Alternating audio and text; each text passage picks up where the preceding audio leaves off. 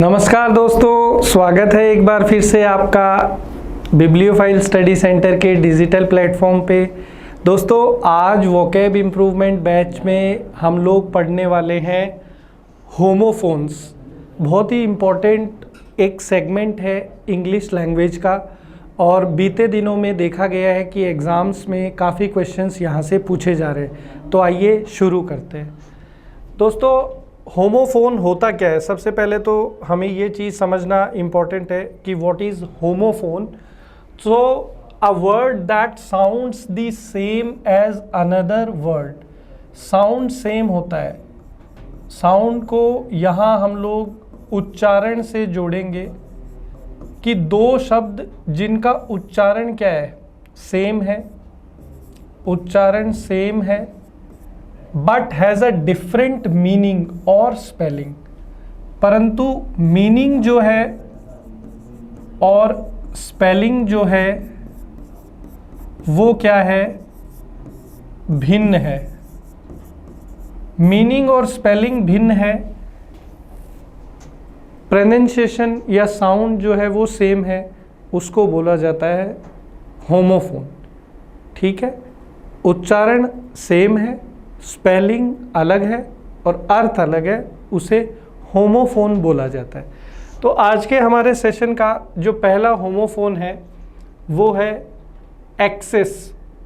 Access को हिंदी में हम लोग बोलते हैं दोस्तों अप्रोच, और एक और शब्द यहाँ पर हिंदी में अगर देखें तो अपन बोलते हैं पहुँच। तो एक्सेस जो है इसका मतलब होता है पहुंच। मीनिंग क्या लिखा?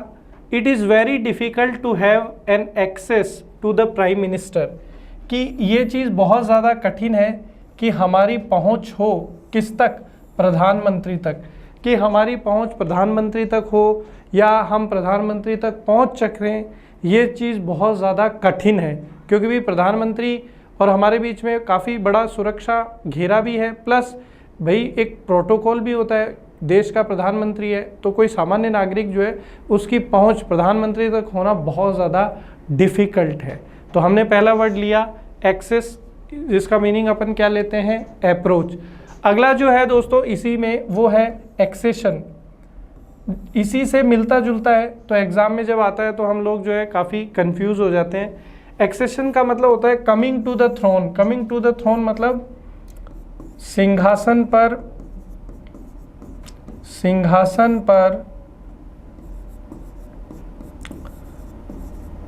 विराजमान होना।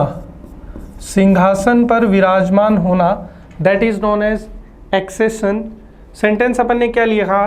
The accession of the prince to the throne was welcomed by the people.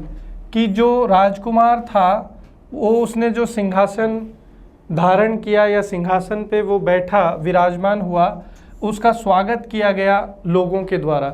कि जब जो राजकुमार था वो राजा बना, सिंहासन पर विराजमान हुआ, तो इस निर्णय का लोगों ने क्या किया, स्वागत किया। लोगों ने जो है उनको लगा कि हाँ वाकई में एक सही व्यक्ति जो है वो राजा बना है। तो एक्सेशन जो शब्द है इसका अर्थ होता है सिंहासन पर विराजमान होना। अगला जो वर्ड अपना दोस्तों वो है एक्सेस। एक्सेस, एक्सेस, एक्सेशन और एक्सेस। तो ये जो शब्द है दोस्तों एक्सेस, इसका मतलब होता है मोर देन डिजायर्ड। हिंदी में अपन बोलते हैं आवश्यकता से अधिक। क्या मीनिंग होता है? आवश्यकता से अधिक। तीनों का प्रोनाउंसिएशन सेम है, स्पेलिंग और मीनिंग डिफरेंट है। तो एक्सेस का मतलब होता है मोर देन डिजायर्ड, आवश्यकता से अधिक। तो अपन ने क्या लिखा? Excess of everything is bad. कि प्रत्येक चीज़ की एक्सेस जो है वो खराब है। आपने संस्कृत में एक कहावत सुनी होगी, अति सर्वत्र वर्जयेत। इसका अर्थ ये होता है कि अगर कोई भी चीज़ अपन एक्सेस में करते हैं तो वो हमारे लिए नुकसान करती है। तो वही सेंटेंस अपन ने बनाया, excess of everything is bad, कि हर एक चीज़ की जो अधिकता है वो हमारे लिए नुकसानदायक है। ज़रूरत से ज़्यादा। भाई जैसे भोजन हम लोग करते हैं ज़िंदा रहने के लिए, परंतु अगर आप ज़्यादा भोजन कर लेंगे तो आपको दिक्कत हो सकती है। तो कहने का मतलब है कि कोई भी चीज़ अगर ज़्यादा होती है तो वो दिक्कत करती है। तो एक्सेस का मतलब वही होता है, मोर देन डिज़ायर्ड, ज़रूरत से ज़्यादा।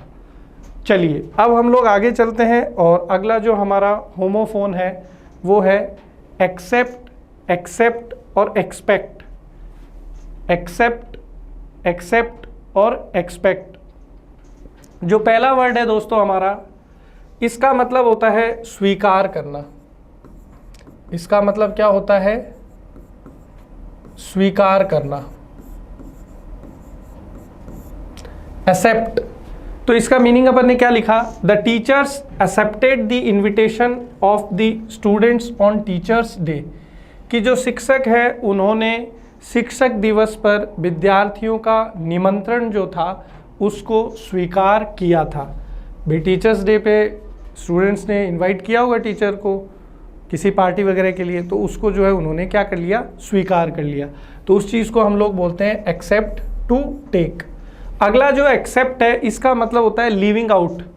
हिंदी में इसको अपन क्या बोलते हैं? के अलावा। हिंदी में अपन इसको क्या बोलते हैं? के अलावा। सेंटेंस अपन ने क्या बनाया? Everybody except Rahul was invited to the party. कि राहुल के अलावा या राहुल के सिवाय सारे लोग जो है पार्टी में इनवाइटेड थे, पार्टी में आने के लिए उनको निमंत्रण मिला था। और इसी सीरीज में अगला वर्ड है एक्सपेक्ट। एक्सपेक्ट का मतलब होता है दोस्तों होप। हिंदी में अपन बोलते हैं उम्मीद या आशा। तो लिखा हुआ है I never expected that my friends would desert me in the lunch. कि मैंने कभी उम्मीद नहीं की थी, कभी ये नहीं सोचा था कि मेरे दोस्त जो हैं वो मुझे मुश्किल में अकेला छोड़ देंगे। डेजर्ट का मतलब होता है अकेला छोड़ना, लेफ्ट, और इन द लर्च का मतलब होता है मुश्किल घड़ी में। तो desert me in the lurch phrase का मीनिंग हो जाएगा मुश्किल में, मुश्किल में अकेला, मुश्किल में अकेला छोड़ना। तो यहाँ पर ये जो है I never expected that my friends would desert me in the lunch, वाक्य का अर्थ हो जाएगा कि मैंने कभी उम्मीद नहीं की थी, कभी मैंने ये आशा नहीं की थी कि मेरे दोस्त मुझे मुश्किल घड़ी में अकेला छोड़ देंगे। तो हमारे वर्ड्स क्या थे? एक्सेप्ट, एक्सेप्ट और एक्सपेक्ट। एक्सेप्ट का मतलब होता है स्वीकार करना, एक्सेप्ट का मतलब होता है के अलावा, और एक्सपेक्ट का मतलब होता है उम्मीद या आशा। आगे बढ़ते हैं दोस्तों। अगला वर्ड जो है हमारा वो है बेल। दोनों शब्दों का उच्चारण सेम है, बेल और बेल। ये वाला जो बेल है दोस्तों, इसको अपन हिंदी में बोलते हैं जमानत। अक्सर आपने जो है ये शब्द सुना होगा। सेंटेंस क्या लिखा? His application for release on bail was rejected. कि उसकी जमानत की जो अर्जी थी वो रिजेक्ट हो गई है, खारिज हो गई है। ये यहाँ पर मीनिंग है, खारिज कर दी गई थी, पास्ट में है। तो उसकी जो जमानत की अर्जी थी वो खारिज कर दी गई थी न्यायालय के द्वारा। बेल का और क्या मीनिंग होता है? Bundle of cloth. कोई कपड़ा है, कपड़े का जो बंडल होता है उसको भी हम लोग बेल बोलते हैं। He was carrying a bale of cotton on his head. कि वो कॉटन का जो कपड़ा है उसका एक बंडल जो है अपने सर पे कैरी कर रहा था। He was carrying a bale of cotton on his head. तो बेल जमानत और बेल कपड़े का बंडल, दो इसके मीनिंग डिफरेंट है। चलिए, और स्पेलिंग भी डिफरेंट हो गई, इसीलिए होमोफोन हो गया। अगला है दोस्तों site, site, site. Pronunciation same, spelling different, meaning different. ये जो फर्स्ट साइट है इसका मतलब क्या होता है? The advocate cited many examples to prove his case. Cite का मतलब होता है बोलना या किसी चीज़ को कोट करना। आप और बोल सकते हैं अपनी बात कहना। तो ये सारे जो हैं ये किसके मीनिंग हो गए? साइट के, CIT इसका मीनिंग है। सेंटेंस लिखा the advocate cited many examples to prove his case. कि अपने केस को साबित करने के लिए जो वकील था उसने बहुत सारी चीज़ें बोली, बहुत सारी चीज़ें कही। अगला जो साइट है इसका मतलब होता है प्लेस, स्थान। It is a very spacious site for constructing a nursing home, कि ये एक बहुत बड़ी, स्पेशियस का मतलब होता है काफ़ी ज़्यादा जगह जहाँ पे हो, काफ़ी जगह होना। तो सेंटेंस का मीनिंग क्या है कि ये जो है एक काफ़ी बड़ी जगह है, क्या बनाने के लिए, नर्सिंग होम बनाने के लिए, कि काफ़ी बड़ी जगह है, यहाँ पर अपन नर्सिंग होम बना सकते हैं। तो SIT साइट का मतलब होता है स्थान या जगह। अक्सर आपने सुना होगा कंस्ट्रक्शन साइट, तो जहाँ पे कंस्ट्रक्शन चलता रहता है तो उसमें भी ये वाला ही साइट आता है, ठीक है। अगला जो है साइट, SIGHT, इसका मतलब होता है नज़र, विजन, और इसका मतलब सीनरी भी होता है। सीनरी मतलब आसपास का वातावरण, आसपास का नज़ारा। सेंटेंस अपन ने क्या बनाया, the mutilated body of a child was a ghastly sight, कि बच्चे की म्यूटिलेटेड मतलब क्षत विक्षत, टुकड़े टुकड़े। म्यूटिलेट का मतलब होता है क्षत विक्षत कर देना, क्षत विक्षत करना, कि जो बच्चा था उसकी बॉडी को टुकड़े टुकड़े कर दिया। तो वो एक कैसा नज़ारा था, घेस्टली। घेस्टली मतलब भयावह, घेस्टली का मतलब क्या हो गया, भयावह। ये काफ़ी ज़्यादा खतरनाक था, डराने वाला था, फियरफुल था, टेरिफाइंग था, ठीक है, भयभीत करने वाला था, डराने वाला था।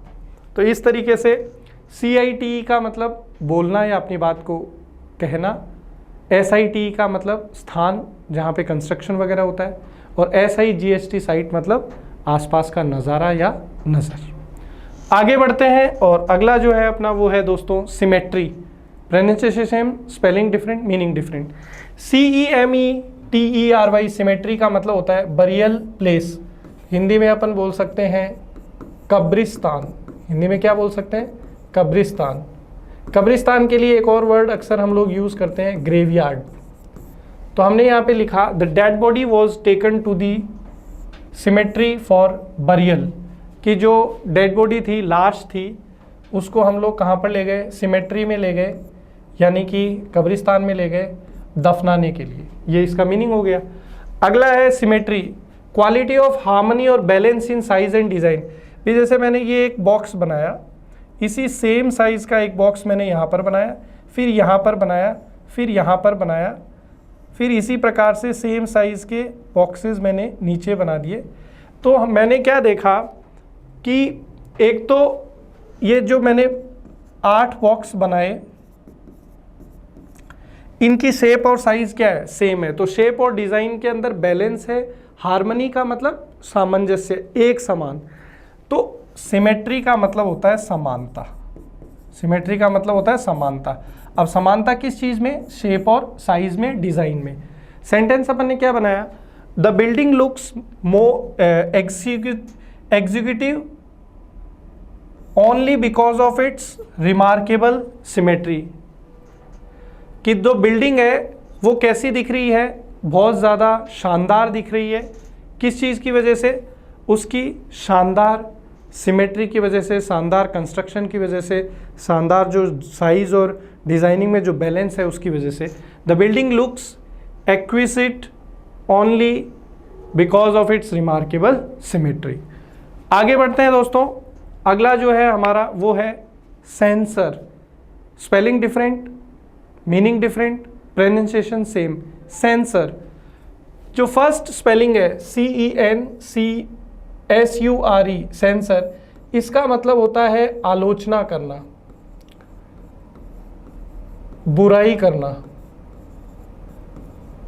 CENSURE, आलोचना करना, और क्या बोल सकते हैं, बुराई करना। To sensor the censure motion tabled by the opposition fail through, कि ओपोजिशन मतलब जो विरोधी दल है, विरोधी पार्टी है, उसको ओपोजिशन बोला जाता है, कि विरोधी दल ने जो आलोचनाओं का दौर चलाया था वो क्या हो गया, फेल थ्रू, गिर गया। तो the censure motion tabled by the opposition fail through. अगला जो सेंसर है ये काफ़ी पॉपुलर है, जो भी फिल्में बनती हैं, हमारे सोसाइटी में, हमारे देश में, तो एक बोर्ड होता है जो तय करता है कि कौन सा भाग दिखाया जाना चाहिए, कौन सा भाग नहीं दिखाया जाना चाहिए, तो उसको हम लोग बोलते हैं सेंसर बोर्ड। तो ये वाला जो सेंसर है ये वहीं से संबंधित है। तो इसके लिए लिखा, the film the bandit queen has not been approved by the censor board. एक डाकू अपने देश में हुई थी, महिला डाकू, तो उस पर एक फिल्म बनी थी द बैंडिट क्वीन। उसको जो है किसके द्वारा परमिशन नहीं मिली थी? सेंसर बोर्ड के द्वारा परमिशन नहीं मिली थी। तो फूलन देवी वो जो है डाकू थी, फूलन देवी महिला थी, उनके ऊपर ये एक फिल्म बनी थी द बैंडिट क्वीन। तो इसको जो है सेंसर बोर्ड के द्वारा क्या नहीं मिला था? अप्रूवल नहीं मिला था, परमिशन नहीं मिली थी। तो CENSURE सेंसर का मतलब होता है क्रिटिसाइज करना, आलोचना करना, बुराई करना, और CENSOR सेंसर का मतलब होता है सेंसर बोर्ड जो काट छाट करता है। इसी के साथ अगला वर्ड हमारा आज का अंतिम वर्ड सेशन का, डिसीज। इसको भी पढ़ते हैं डिसीज, इसको भी पढ़ते हैं डिसीज। तो प्रोनाउंसिएशन सेम है, स्पेलिंग और मीनिंग डिफरेंट है। ये जो डिसीज है इसका मतलब होता है बीमारी। इसका मतलब क्या होता है? बीमारी। My friend is suffering from an incurable disease, कि मेरा जो दोस्त है वो एक लाइलाज बीमारी से जूझ रहा है। अगला है डिसीज, इसका मतलब होता है मृत्यु होना, किसी की डेथ हो जाना, मृत्यु होना, उसको डिसीज बोलते हैं। On account of the disease of his father the burden of the family fell on his shoulders. इस तरीके से है ये कि उसके पिता की मृत्यु होने के कारण या उसके पिता के गुजर जाने के कारण परिवार का जो बोझ है वो उसके कंधों पे आ गया। तो दोस्तों इसी के साथ ये सेशन होमोफोन्स का हमारा यहाँ पे समाप्त होता है। उम्मीद करता हूँ कि ये आपको पसंद आया है। इसको लाइक करें, कमेंट करें और अपने दोस्तों से शेयर करना ना भूलें। Thank you so much.